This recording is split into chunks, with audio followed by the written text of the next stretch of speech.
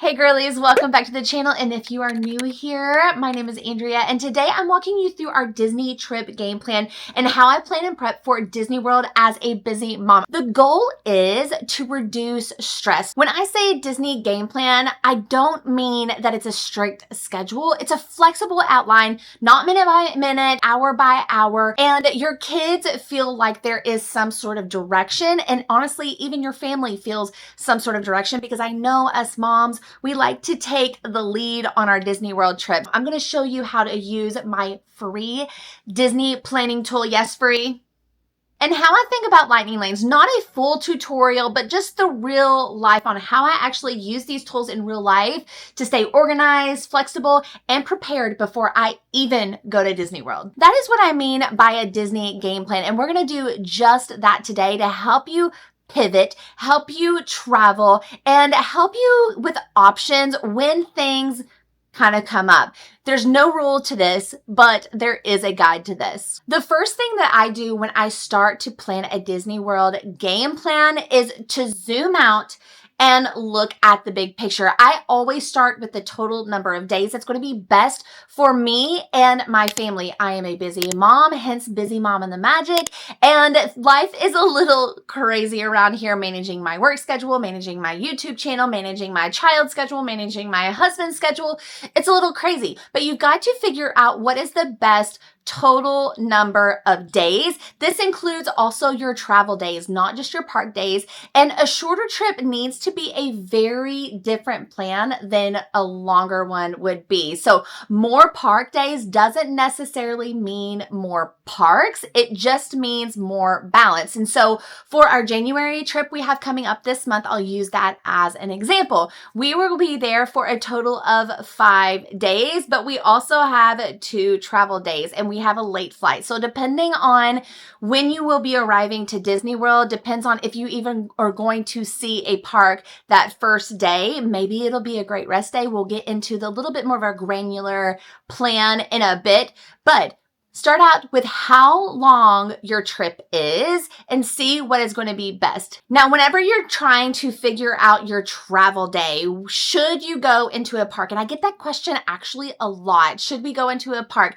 I think it just depends on what is best for you and your family. Sometimes travel is very, very tiring for kids, and honestly, myself included. And energy is very unpredictable. Sometimes I get there and I am ready to go. I've got the Disney magic and I'm ready to run into a park. And sometimes I'm just like, you're going to need me to give me a second. And then you've got departure day. So it should feel light, not rushed. And sometimes I do like to go to a park like Animal Kingdom on my departure days, but it just depends on the mood and the energy. But I definitely never put pressure on a departure day in a park, and I definitely don't have must-dos on there. I like to sleep in those days and be able to chill and then depart. I also am a big advocate for rest days when you're on your Disney World trips. This can mean time at the resort. I think a lot of people overlook their time with the resorts. Those resorts can be just as magical as the parks, and it's really, really great time for pool time, late mornings, get a mobile order for food, have breakfast by the pool, have breakfast by the water. That's like one of our favorite things to do. And then also you have early nights. You can get into bed really, really early, and it really helps everyone reset and prevents the burnout halfway through your trip. So build in slower days or half days, and then take your afternoon breaks even on park days. Having those moments of rest really gets me through the week. And that's why I avoid stacking too many park days in a row, because the parks can be extremely overstimulating. And kids, like my child, Annie, she's 5 years old. She needs some recovery time. I need some recovery time. And just too many park days back to back lead to meltdowns, to be quite frank, especially considering some of the weather. In the summer days, it's going to be really, really hot. So that's going to be another contributor to avoiding too many park days in a row and why I really, really think that everybody needs a moment of rest. So even on our trip in January, I do plan on having a rest day still. So we've got our travel day, then we've got our park day, we've got a rest day, a park day, and then our departure day, which is making up our 5 days. I typically like to put our rest day right smack dab in the middle, but we can talk about the planfulness in a bit. Finding a nice medium, 6-7, 6-7, I don't even know what that means, but I did this and I thought that I needed to do it. But anyway, this helps me in the parks long term. So there's less decision fatigue, there's fewer rushed mornings. If you're having morning after morning and you're just rushed every single morning, you're going to eventually start dreading the next morning. So it's going to help you be more patient with your kiddos, and it's going to just add a lot more enjoyment overall. So when the big picture works, everything else will fall into place. We just have to lay that foundation. Now, lucky for you, I do have a free planning tool that's going to help guide you through this big picture, this big game plan for your Disney World trip. So go to the description, type in your email, and it will pop right on over. If you don't see it in your inbox, it could possibly be in your spam or your junk folder because it likes to do that sometimes too. But let's go ahead and spin around and let's look at this Disney planning really quick. With this planning tool, I have a printed copy as well. I know some of my friends like to use the printed copy. And then you could also use the electronic version. So on here, I've got it by day. I've got any notes. I've got your park/plan, so your morning, your midday, and your evening. And then we'll go into the lightning lane strategies because I have another free tool that I can give you guys as well. But you've got your single pass and your 3 choices. This will break down a little bit later. But what I love about this is because it does mark out your entire plan. You can erase if you need to. You can kind of strategize in a different way, but it will put it on paper or computer or your phone. It will put it on paper where you're not going to forget that rest day. And also, I like to just kind of have this high level overview. That way I can present it to Tyler, my husband, and we can go from there and see what's going to work out best, especially considering if there's any specific dates at Disney World that are of importance, such as your Flower and Garden Festival. Maybe there's some refurbishments of the attractions. If you want to know a little bit more about that, I do recommend that you check out my Disney 2026 planning video that we just released a couple weeks ago. It's a really great one, and I go into depth on what months are best and or the good and the bad of what's going on at Disney World for the entire year of 2026. So make sure you check that out and make sure you download this planning tool because I really feel like it's going to help you out. And I've had some really great feedback that it has been extremely helpful for all of my friends out there. One of the most common questions I get is how I choose which park to go to. And honestly, just don't overthink it anymore. I'm going to let you in on a little secret. I don't always choose my parks with a strategy. Sometimes I just choose my parks from energy. And also sometimes I feel like a park isn't worth the full day. So I think about realistically, how long do I want to be in that park?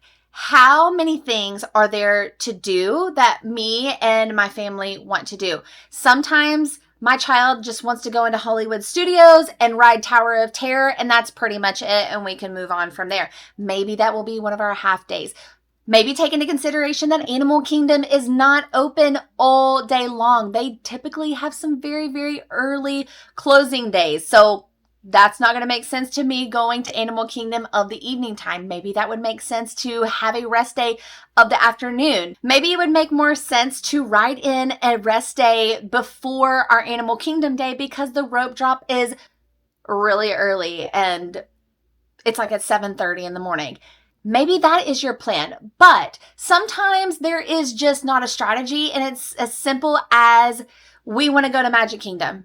Maybe we want to go eat Tony's at Magic Kingdom. So really go off of the energy of what you want to do and what is going to make everyone happy. It doesn't always have to be very, very strategic. Now, some things might be really, really of importance to you. Maybe the Festival of the Arts that's happening in January. Maybe another festival that is happening in March of the Flower and Garden Festival, which is my absolute favorite. Maybe there's an attraction that it's their last day, March 1st at Rock and Roller Coaster. Maybe there's an attraction that's coming back and you want to be one of the first ones on there. So that is where I would take into account what park days you want to do and writing it in the morning, midday, and evening.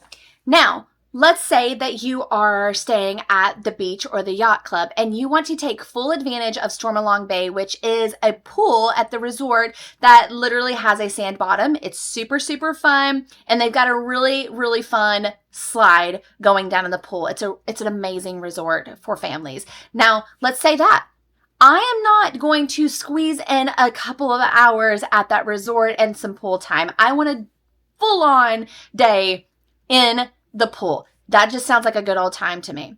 Now, for this January trip, like I mentioned, we are staying at All Stars, one of the All Stars resorts. Now, my 5-year-old Annie, she loves the All Star resorts because they are so age appropriate. Like visually, she thinks it's amazing with the larger in life elements, the colors, the theming. It's so much fun. And you better believe, on that rest day, she's going to be killing it in the pool. Then also there are some resorts that you can get your hair braided. She loves that. Get your face painted. She also loves that. There's arcades in these resorts, so you can really make a fun day out of it. Oh, and also you can go bike riding. You can rent some bikes. You can even explore, go to Disney Springs and have a really fun lunch. There are plenty of options for a rest day that you don't have to go into the hustle and bustle of a park. So as I was planning out our trip, we do have a late flight flying in. I think our flight is at like 9:30 p.m. and we are flying into the Sanford Airport for this trip. It's a little bit further away, but it's a direct flight for us flying from Lexington, Kentucky to the Orlando area. And then I'm using Transportation by Mike, whom I have used for over 2 years. It's a private transportation service that gets me to and from the resorts. And if you're going on a cruise, if you're wanting to fly into Tampa, wherever, they're going to serve you wherever you are in Florida. So if you do need a discount code, go to my description and I will get you some savings. Use them. They're fantastic. But that's who I use to go to and from. They'll pick us up and then take us to the resort. Now, I know I'm a little crazy because I do plan on going to a park the next day. This is where things might vary for you. Maybe your family want to have the rest day that first day. That's totally fine. You see how there's some flexibility in here, and every family is not going to be the same. So that first day, yes, we are waking up and we're going to be going to a park, but I did choose a park that it's going to be fine to go into, and I don't necessarily feel like I have to rope drop because we are doing lightning lanes. So I'm going to be able to capture 7 days out those lightning lanes for Guardians of the Galaxy, Soarin', and I also got some really, really great dining reservations that I'm really excited about for our Epcot day. And then we are going to kind of keep it loosey-goosey for the evening part because I really wanted to go into Epcot with it being the Flower and Garden Festival. I'm like, that is my absolute favorite festival of all of the festivals in Epcot. It's just so beautiful and it helps me with my seasonal emotions. I love that I can show up and I'm like, yep, the winter is behind us and the spring is coming, the warm weather is coming, the sun is going to be out longer. And I just love that festival so very much. So we're going to keep it loosey-goosey of the evening time. We might take a midday break and go to the pool. It just depends on Annie. See how I'm just kind of staying flexible? So if I was filling this out, I would go ahead and put my travel day and then I would put Epcot and midday question mark. Like, what do we want to do? And then probably knowing Annie, she'll want to go into Hollywood Studios. Now, keep in mind that we are annual pass holders. In order to go from a park to a park, you have to have the park hopper tickets or an annual pass. So again, I'm going to refer you back to that 2026 planning video that I've already done. And definitely goes very, very in depth of all of these points that I'm making. Now, the next day is our rest day, like I'd already mentioned, and I don't get to go over to Disney Springs very much. So I'm very, very excited to go into Disney Springs. And we are also going to be trying, I know, don't judge me, we're going to be trying the Chef Arts Homecoming restaurant for the very first time. And now I am a repeat offender. I am a creature of habit. Like, I know the boathouse is there. I love the boathouse. I know Annie's going to eat there. And it's a family favorite restaurant. But I am going to do a little something different, and I'm going to try something new. Can you believe I've not tried it yet? I know it's such a popular restaurant, but we're going to be doing that one. Running into Gideon's as well. I prefer their cake over their cookies, but I think Annie's going to want a cookie. We'll do that. And then again, keep it loosey-goosey. We might shop a little bit. We might play at the pool, but ultimately it's going to be a rest day. I'm going to be sleeping in for sure. And then we're going to be going to bed early for sure, because the next day I am going to try. I'm not great at it, but I'm going to put my best foot forward of doing an early entry at Magic Kingdom and seeing how much we can maximize that day with an early entry plus my lightning lanes, and see how much we can get done. Like a little challenge. I don't know if you all watched my Epcot challenge of what we got accomplished in 3 hours. That was a fun video. Like, we were running all over the Epcot, but similar, but a little bit more time that I'm going to give myself for that one. And then again, keeping it loosey-goosey. Maybe Annie wants to go back to Magic Kingdom and watch the Starlight Parade, watch the Happily Ever After. We're just going to keep it loose. Now, if you have that base ticket, you're going to have to choose 2 parks. So maybe ultimately when you're planning this out and it's a shorter trip and you are going to have 3 full days. Let's walk this through. I really want to walk this through with you guys. So if you are doing 3 days, I would still recommend the rest day, and maybe your family needs to choose your 2 favorite parks. Maybe that's Magic Kingdom and Hollywood Studios. That to me would be a really, really great bang for your buck. Maybe it is Epcot and Magic Kingdom. Maybe that would be your bang for your buck, because that base ticket is only going to allow you to get into 1 park for the entire day. Now, if you got the park hopper option, then you would be able to skip-a-roo on over to another park. Now, if you are going for 6 days or more, which I feel like is a really, really good sweet spot, that way those 6 days you can have a rest day in there and hit all 4 main parks. And also, don't forget that on travel days, your arrival day, if the parks are still open, the water parks, you can go there for free. So you've got Blizzard Beach or Typhoon Lagoon, and depending on what time of year that you are traveling in, one of the parks will always be open. In the summertime, they're typically both open. So you could potentially go to 5 parks. Arrival day, your travel day, you can go to the 2 parks, rest, 2 parks, departure. But for our sake, for this trip specifically, we're going to be doing Animal Kingdom, loosey-goosey. We'll probably sleep in. We'll probably go in with lightning lanes to Animal Kingdom and then depart out that night. I think our flight is at 6:30 p.m. So we have plenty of time. Animal Kingdom closes at 6 p.m. anyway, so it's not that big of a deal. And Animal Kingdom does not have as many attractions. Now, one of my favorite things to do in Animal Kingdom is to go on the walking trails. You can go to the petting zoo area in Animal Kingdom, and you don't necessarily have to have lightning lanes. It could be truly a chill walk through, let's stroll through Animal Kingdom type of thing and watch some of the shows that they have. So you have some options of whether go, go, go, or we're going to chill on that departure day if you do choose to go into a park on your travel day or your departure day. But I do recommend Animal Kingdom being a really, really great departure day, and or maybe Hollywood Studios. Like, I've loved going in there before and just doing a bunch of shows, seeing some characters, and I didn't even have to touch lightning lanes. Now, as I am planning a little bit more granular with our trip, I like to ask my daughter, Annie, about what she wants to do. That's really how I pull in my rides and experiences and how I choose what matters. We don't necessarily try to ride everything unless it's like one of those challenges where we're like, how many rides or how many attractions can we do? But I do go to her and say, hey, what are your must-do rides at this park.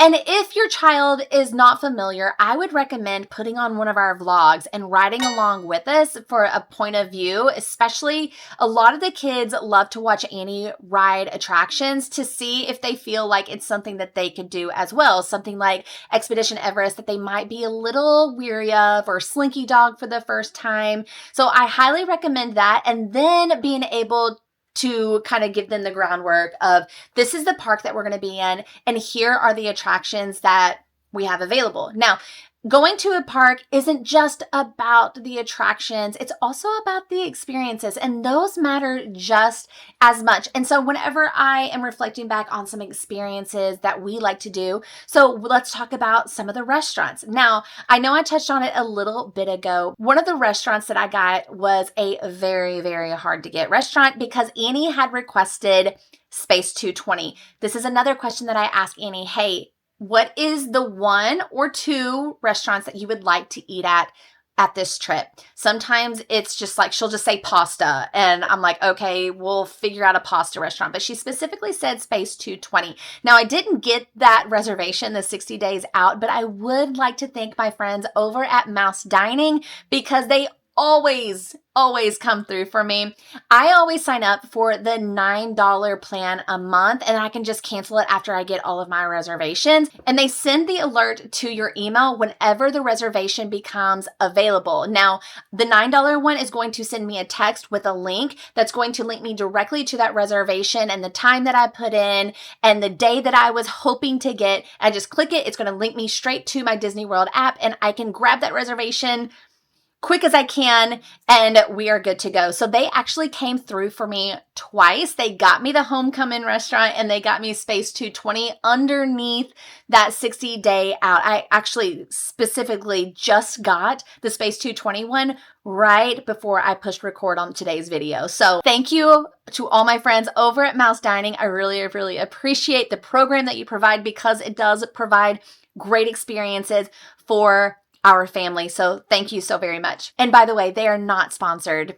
I just use them and I've used them for years. Other experiences would include your characters. Maybe you want to do some meet and greets. Maybe you want to do a character meal. You want to go to Crystal Palace and see Winnie the Pooh. Maybe you want to go to Akershus and see all of our princesses. There's plenty of options to go see some characters. One of my favorite ways to go see some characters is at Epcot. Another way to not use lightning lanes if you were not planning on that and you just want to kind of stroll through and see the beautiful flowers and see some beautiful characters.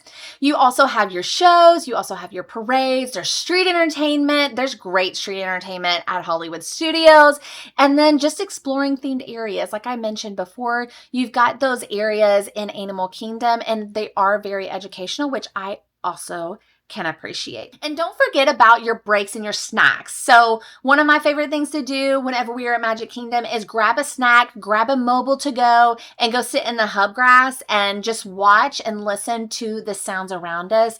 It really is an amazing experience, and it gives us a moment to kind of breathe, to settle in, to have more conversations, and to be able to put our phone down because so much is going on in that My Disney Experience app with grabbing lightning lanes, seeing the posted wait times, all the things. It helps you reset that energy and keeps you from burning out. And also we want to prevent the meltdown. So breaks and snacks aren't wasted time. I need you all to understand that. It doesn't have to be a go, go, go. Breaks are what make the day work. And then also snacks, like nobody needs to be hangry because I'm going to be hangry. Annie's going to be hangry. My husband doesn't think that he gets hangry, but he gets hangry. We don't need any of it. So back to the game plan. How are rides and experiences shaping our game plan?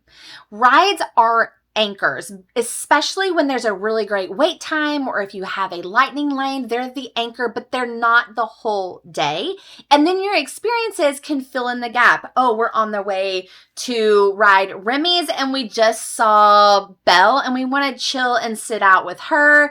That's super cool. Maybe we saw Aurora. We want to say hi to her. It's filling in those gaps that we're not just going from one attraction to the next, to a dining reservation, and we just feel like everything is planned out minute by minute, hour by hour. That's not what we need. Again, we're trying to remove this stress. We want to create a fluidity to your experience, but also a plan. I'm not saying let's not go in with a plan, but we need to create some sort of guideline like that. Now, we do have to eat. We do have to take care of ourselves while we're at the Disney World. There has to be more than just snackety snacks, right? So food planning is a big part of the Disney World game plan. And we always do a mix of groceries and eating out, whether that's quick service or your dining reservations. Now, if you're not necessarily familiar, your dining reservations have to be done 60 days out in advance from your arrival day. And then you can always get groceries delivered. So my favorites are Amazon, Kroger, or Walmart. They can be delivered straight to your resort. Now, when we are trying to figure out which one is best. Now, groceries for us do really, really well in the morning time. So for breakfast, I can do those yogurt cups. Those can stay in the beverage cooler. We do a lot of fruit. We can do muffins. I also love protein shakes that I can keep in the beverage cooler, but a mix helps the trip feel a little bit more balanced and makes your kids not feel like they're hundreds of miles away from home. We still want to keep some sort of relative feeling for them, that they don't feel like their whole world is coming apart. I get the question a lot, which grocery service do you do? Like, how do you choose that? And ultimately, it's because I like to choose the brands or the grocery service that is most familiar to Annie, my daughter, because I know that whenever I order the little yogurt cups that she's going to want the Fage brand. That's her absolute favorite. And especially some of the other brands and the other snacks that she prefers, it's a little bit more relative to her than just going straight up so crazy. And she's like, that turkey tastes a little bit different from the Amazon deli versus the Kroger deli. So depending on how picky your kids are, that can make and feel a little bit different. So back to the grocery deliveries. Breakfast is fantastic. And also breakfast on the way out. We're trying to remove the stress. So maybe it's Annie grabbing a muffin and a banana that morning, or an applesauce pouch or a yogurt pouch, and we can just kind of hit the road and hit that early entry because we're trying to get there super, super early. Maybe it's a slow morning and you're going to sit at the table, watch some cartoons, and present their breakfast. There's so many options. We also use the groceries as snacks throughout the day and evening snacks, but this really, really does help with, again, feeling relatively close to home, like that home feeling, but also it just removes the decision fatigue. So your kids are familiar with it. And then also it helps with budgeting and the stress levels. Like, I cannot stand asking, what's for dinner? What are we eating now? If we already have those groceries, then I can say, hey, Annie, this is what we have as the option. What would you like? So it removes so many options of just presenting a menu for breakfast and she can't decide whether she wants sausage or bacon, right? Then we go into the eating out. So we have quick service. And if you're not familiar with that, quick service is just the word for Disney World for fast food. It's Disney World's fast food. You can do mobile orders. That can save you some time. You might be getting on to Alien Swirling Saucers, and then you place that mobile order for Woody's Lunchbox for the most magical grilled cheese on Earth. And then that way, if you can get in line after the ride and say that you're there. And it's really, really great. Time saving, and then you can go chill, hang out, have a moment. I love to buy kids meals. That's a really great budgeting saving tip. I'll eat a kids meal all day long. Or if it's like chicken tendies and french fries, then I'll grab like the full one and Annie and I will share it. So there are some ways that you can be extremely budget friendly, or quick service can be really, really quick for you. Now, if you're doing a dining reservation, especially if it's an experience, it could be up to an hour and a half of your time that's not going to attractions. So if time is one of your thoughts and you don't have that hour and a half to sit down, granted, it's in air conditioning most of the time. It's a time to sit down, have a conversation, remove yourself from the hustle and bustle. I'm not saying dining reservations are horrible. That's why I offer one or two a trip to Annie, because we feel like we need that. We don't have to do it every time, but we do feel like it's really nice to get a good meal in besides fast food every single evening for dinner. But that is how we generally go through and balance the groceries versus the eating out. Now, you can 100% eat sandwiches in the room for lunch. And if you have a full-on kitchen in your room, why not cook dinner in the villa? If there's a full-on kitchen, get your full-on groceries. If you're driving in, put groceries in a cooler. Come on down with those, what you already have at the house. You are good to go, and just make your whole menu for the entire week. But ultimately, having food in the room really takes so much pressure off the day. And there's nothing worse than us chilling out and Annie saying that she's hungry. And then I'm like, let's go down to quick service. And I don't want to have to peel myself out of the bed because I'm trying to take a nap. I can just be like, go to your snack drawer that I have in the room. Let's just live our life in here. So it's a lot easier, a lot less stressful for you, especially when you have groceries in the room. I would be remiss if I did not talk about planning for the unexpected. One thing I've learned with going to Disney World for so long is something always changes. And that's okay. Weather can shift quickly. Kids get tired and overstimulated.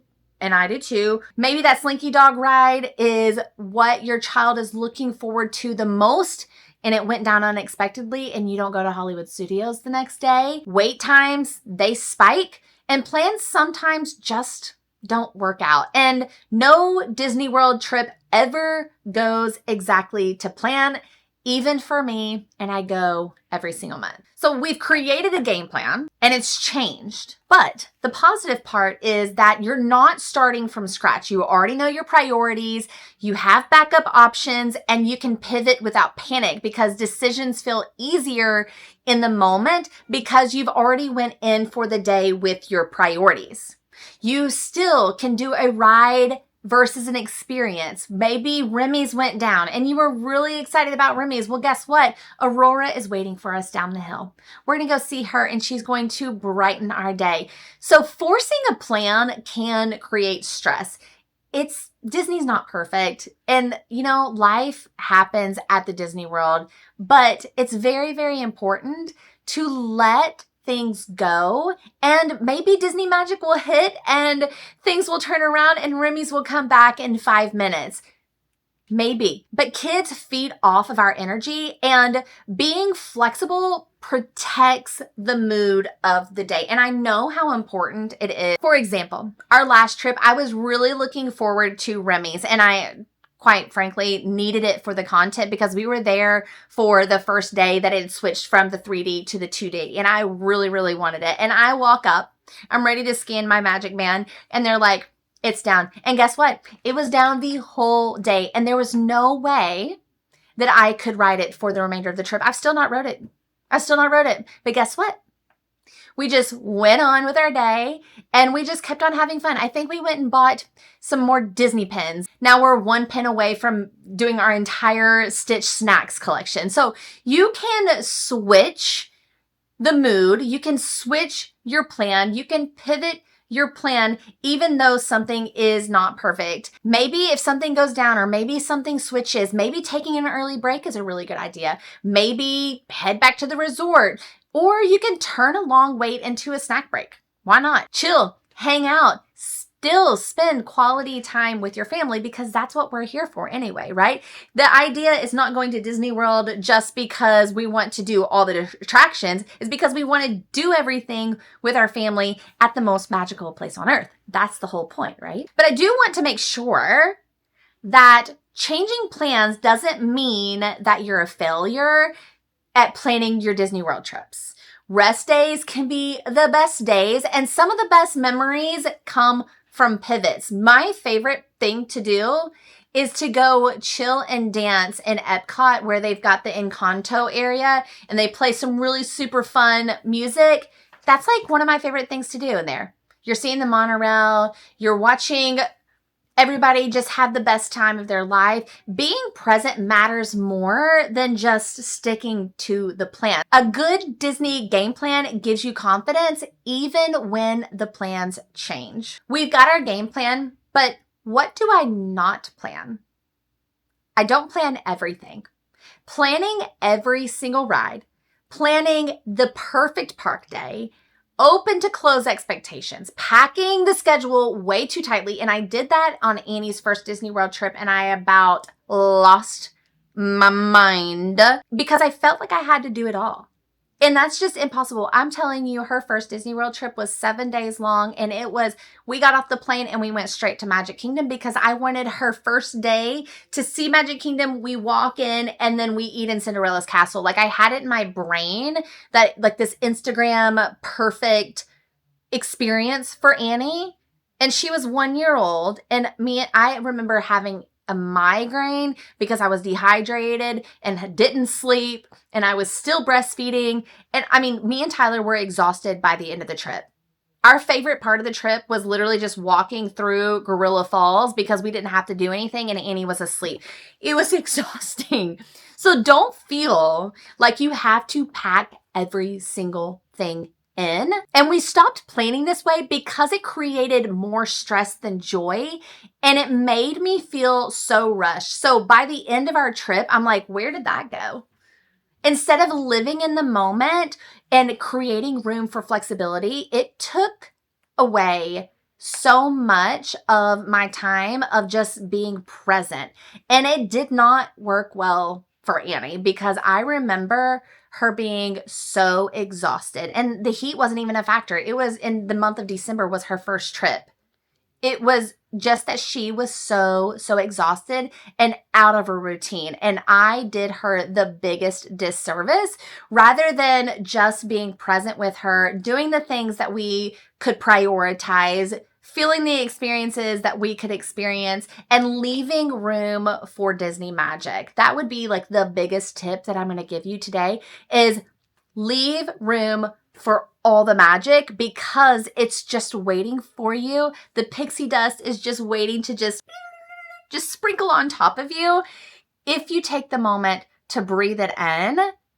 And again, like, I love the slow moments of conversation, walking, holding Annie's hand, and we're just having a conversation like, hey, did you hear the birds? Oh gosh, look at that, how that beautiful is. Did you see that family? They're so happy. Oh my goodness, they have a happy birthday pin, like happy birthday, or congratulations, you just got married. Like, it helps you open your eyes, get your phone out of your face, and really, really enjoy the magic of Disney. Like, it is my favorite. It is a different feeling. Like, the magic of Disney can be a different feeling of the magic of Disney if we're really experiencing it with our families and everybody's happy and we're not stressed and we're not rushing from one place to the next. But I get it. I know I mentioned the Instagram. We cannot compare our plans to other families. We can't compare ourselves to our social media friends. Every family is different. Every Disney trip looks different. What works best for one family